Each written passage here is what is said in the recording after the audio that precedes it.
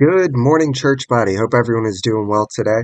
It's Ryan here, and I'm going to be doing today's morning devotion. So today we are going to be in Luke chapter 9. We're going to be going over verses 37 and 41. It speaks of a boy being healed. We see this account also mentioned in both Matthew and Mark. And I want you to, as we're reading, think about how you would take this situation, how you would take this feedback from Jesus and implement it yourself. It's a great reminder that no matter how far we've come, no matter what we've gone through, there's always opportunity to grow and learn more. So far in chapter 9, uh, the chapter started with Jesus sending out the 12 disciples. And they went and cast out demons, they did healings, they did all of these different things. After that, there was the feeding of the 5,000. After that, Jesus had told them that whoever wanted to follow him needed to die to self, pick up their cross daily, and then follow him. And then, most recently, we saw the transfiguration of Jesus on the mountain. So they have seen and witnessed and gone through all of these different things, and their faith, you would think, is rock solid. Nothing could shatter it, right? Well, let's see. Verse 37, we'll begin. It says, Now it happened on the next day, when they had come down from the mountain, that a great multitude had met him. Suddenly, a man of the multitude cried out, saying, Teacher, I implore you, look at my son, for he is my only child. And behold, a spirit seizes him, and he cries out, or suddenly cries out.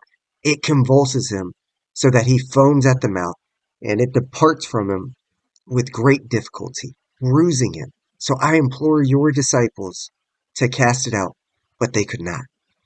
Then Jesus answered and said, O faithless and perverse generation, how long shall I be with you and bear with you? Bring your son here. And as he was still coming, the demon threw him down and convulsed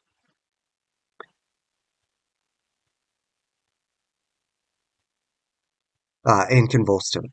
Then Jesus rebuked the unclean spirit, healed the child, and gave him back to his father. So they went through all these different things, and then they came across a new struggle. They came across a new challenge. This man's son had been ill. On one of the other accounts, it said he had been mute his entire childhood. And he had apparently had a spirit that had possessed him. And these disciples had tried to cast the demon out, but couldn't.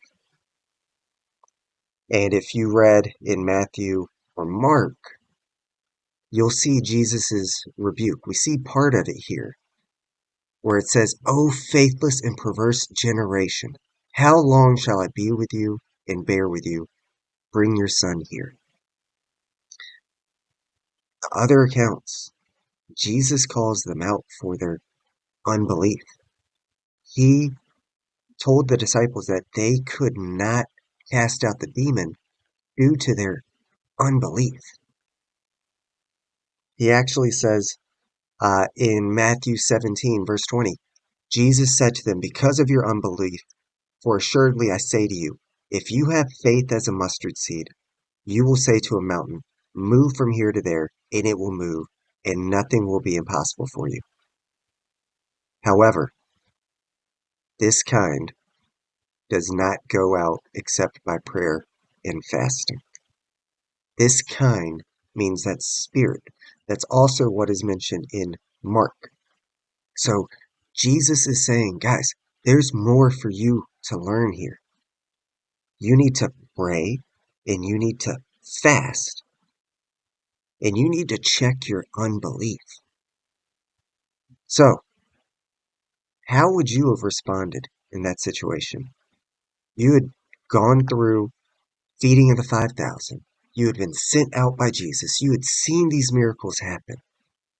You saw Jesus glow on the mountain and be transfigured. And then you come across this. How would you take this feedback? In my gut, in my flesh, I'd have a hard time saying it. Many of us have a hard time having difficult feedback given to them. But I grew up as an athlete, and good coaches will lay into you. They will share truth, even though it might hurt in the meantime. They're trying to get you to reflect. They're trying to get you to look at things differently. And Jesus, the greatest coach of all time, the greatest teacher of all time, the greatest man of all time, is doing that here with the disciples. Guys, there's more to do. There's more to learn. You need to pray. You need to fast. And we even saw the night that Jesus was about to get crucified, that they struggled to stay awake and even pray. So let us humble ourselves. Let us realize there is always more to grow, more to learn, more to do. Hope this was a challenge for you. It certainly was for me and a great reminder. But love you guys and hope you have a great day.